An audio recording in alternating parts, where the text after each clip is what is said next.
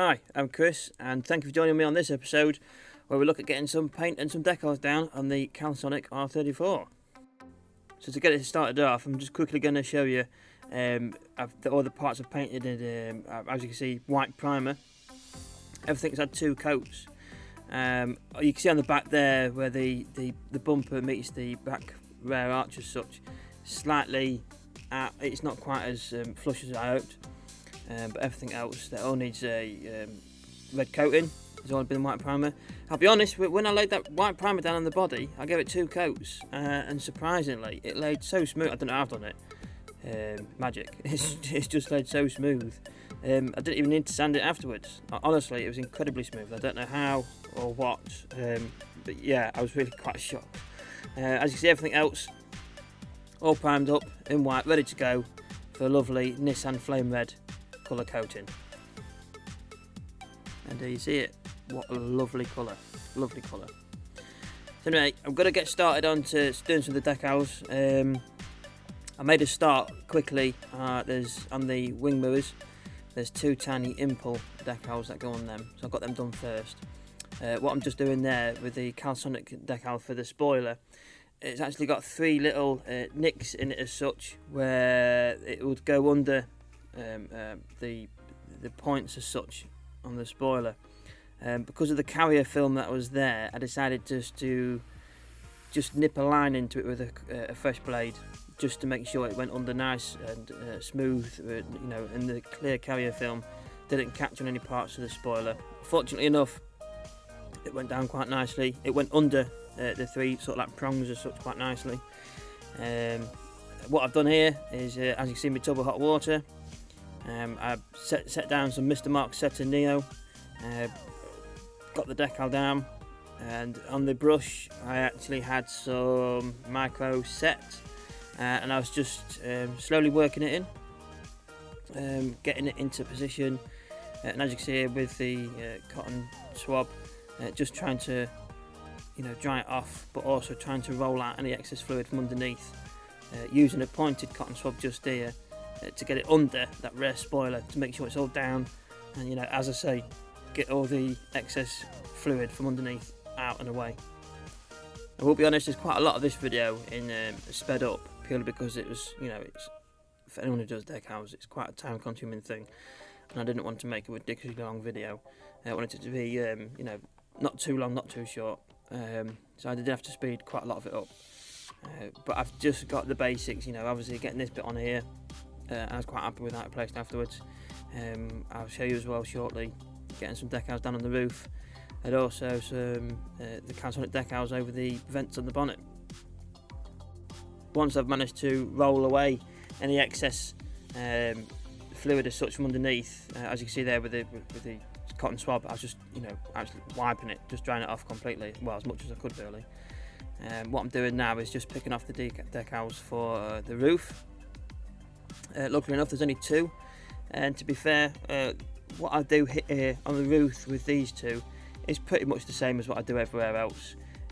So like I said, I'm not going to show you the whole application process.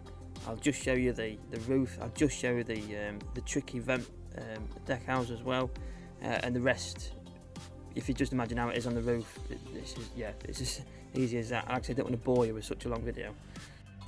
And for those that have been following my builds for quite some time, be it on Reddit or Instagram, I don't often build builds such as this. There's quite a few decals on it. So it's about time I stepped up. It's about time I started doing some more. And to be fair, I think after having plenty of practice trying to do, you know, carbon fibre hoods, bonnets, depending where you come from, trying to do carbon fibre details on spoilers and bonnets, I think that itself has given me enough confidence to start doing some more decal heavy builds as such as this one. Wanted to get started on this one. Quite a mad colour, red on the Calsonic, very unorthodox. I think I previously mentioned I did do an R33 Calsonic a couple of years ago, not long after I started, so my skill set was pretty basic. but it's a kit I really enjoyed. I really like the look of, and I ended up doing it red, and I can't remember why. I just think it's because I like a Skyline in red, and I thought it looked alright, and I think you could just about get away with it. Yes, it's not a pure Calsonic in blue, but the great thing about this hobby, as I've mentioned a few times, it's a way to let your imagination run free, and you know it gives us the chance to just do what we please, really. So this part of the video, I've actually slowed it down to normal speed. I was just cutting off the decals I needed for doing the bonnet, and I think the bumper as well. And I was absolutely, I was a bit confused, really. You got the instructions in the booklet telling you what numbers to use, and when I was trying to find that number, it was the completely wrong decal. It didn't match. I don't know if it's an old instruction booklet with a new updated decal sheet. That's the only thing I could think of where the booklet has not been updated. But to be honest, after a process of elimination, I figured out which ones are required, and I just went from there. And fortunately enough, that's the great thing about having such a greatly detailed diagrams in the instruction booklet of where the decals go. As you can see, there's quite a number of different sized number 12 squares. Also below that there was the Bridgestone decals, and they're all numbers that should have been for something else. I'll show you here. I think the first one, it was the number 12 there that goes over the bonnet and slightly over the wing. It's that number there, which doesn't match at all. Again, it's not too difficult. Process of elimination, and it's absolutely fine. Again, the cockpit ones, I think it is, coming up as Bridgestone on the sheet. Yeah, I'm not sure, but it is what it is. Nothing to get mardy about. Luckily enough, yeah, like I said, a greatly detailed sheet, and because there's not too many decals on that decal sheet, it didn't take too much to sort out, and I really wouldn't let anyone put you off. So as you can see, I've applied the emergency stop, the number 12, the logo, the Nissan, now to try what I thought would be tricky, but to be fair, once I got into it, it wasn't too bad, to be fair. Again, like all the others, I laid down plenty of my Mr. Mark setter with these decals, the Calsonic that goes across the vents. Fortunately enough, comes in 5 parts. I think you've got the C and the A that go to the left of the vents, and I think you've got half an N, the I and the C that goes to the right. And as you can see there over the vents, you've got the 3 separate parts, which make this so much easier. Instead of having one big one and trying to cut it up yourself, I just think it's been well planned out, well thought out, well engineered. And to be fair, it does look quite daunting maybe, but it's actually not too bad. As long as you take your time, just slow it down, make sure you've got plenty of Mr. Mark or microset or whatever decal solution you use. Make sure you've got plenty of that down. Make sure the decal's nice and warm from that warm water. Get it on, and you'll have plenty of time. And if need be, just keep applying a bit of hot water, or you could just apply a bit more decal solution. But yeah, just working it into place carefully, slowly, and it's not too bad. And I was pretty happy. I did spend quite a bit of time, trying to adjust it, get perfectly as I could. It didn't end up quite as perfect, but to be fair, unless you get up right and close, you're not really going to notice. I was really happy. Yeah, I was really happy. I think for someone who's not really into doing these sort of builds, yeah, I'm pretty happy with how it's gone. Just mopping up any excess fluids. As you can see, it was a dry cotton swab. Just lightly, carefully, just dabbing away, because there's not much decal surface area as such.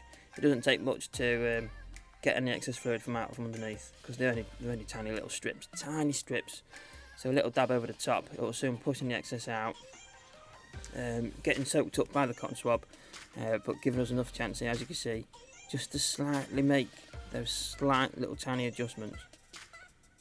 again, as long as you've got a little bit of patience, a little bit of time, it's definitely not something you're going to be doing when you're in a rush. So yeah, there we are. That's pretty much in the place I wanted it. As you can see, yeah, really happy, really happy.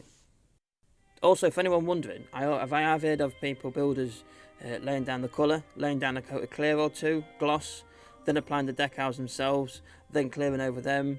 You know, I've heard of people, so, you know, even I used to do it when I used to do some builds like this. I just put the decals straight over a clear coat. I just left them. I didn't coat them, didn't cover them or anything. And I think after, I think it was the Mines R34 Skyline, where I applied the decal and then 2K clear coated it. I think from that point on I was like, yeah, this for me is, it's as long as you take your time, it's absolutely fine. You hear, unfortunately, of a lot of people melting their decals and things like that. I think, you know, sometimes is it too much too soon, too much all at once, not giving enough chance to dry. Is it, you know, have you fully got rid of all the decal solution? I'm not sure. I'm no expert at all. But you'll see in a bit as well. I actually used the Mr. Hobby UV cut super clear, and I used that, the gloss one. I used that because of the, you know, the white decals, and I wanted to keep them as white as I could. But hopefully this will be on display for quite some time. I had heard of the Mr. Supercut sometimes melting the decals, but it's something I've learned from doing the carbon fibre ones. It's doing very misty light coats for about 2 to 3, maybe even 4 times. As you can see, I got all the decals down. But as I'm going to say about the clear coating, you just can't hose it on. You really need to give, well, make sure the decals are nice and dry. There's no solution. I think I waited a day or 2 before clear coating. I think it was a day before clear coating. But you really have to just be so gentle and light with it. You know, 2, 3, 4 light mist coats, and then do like 1 or 2 wet coats if need be. But here we are, all ready for a bit of clear coating. Really happy with how it's turned out. Yeah, dead chuff. Just an old little flower pot with some warm water from the tap, warming up my super clear, and there we have it. I think actually it was only 4 coats. I did 2 mist coats. I did a 3rd, slightly heavier, and a 4th, a wet coat. This, as you can see, is unfortunately ended up with quite a bit of dust. But if you can see the grass in the background, it was a very windy day. From going outside to the sheds and then back into the house again to keep it warm, I just think the wind has got a bit of dust, bit of debris and whatnot into the clear coat, unfortunately. It is what it is, the joys, unfortunately, of having to spray outside. But this Mr. UV Supercut, I absolutely love it. I think it's just got such a wicked shine to it. I think this was a couple of hours after laying down the final coat. I think it's, you know, as you can see, it still looks wet, but it really wasn't, because I like to leave it next to the radiator, especially when clear coating, for quite some time. As you can see here, a few hours later, it has dried completely, slight orange peel, but I just had to get my little photo area set up so I get some photos just to see how it looked. And well, as you see, I'll let you look at these photos, you know, think of what you will yourselves. This, to be straight out the can, only several hours later, you know, it's not been sanded, it's not been polished, and to end up looking like this, yeah, I couldn't be happier. Great clear coat for anyone who's wanting a nice glossy finish without having to do any wet sanding polishing. As you see, you will get a little bit of orange peel, but just look at that shine. Just stunning, absolutely stunning. Anyway, thanks very much for watching, I really appreciate it. Look after yourselves and take care. See you next time. Cheers, thank you.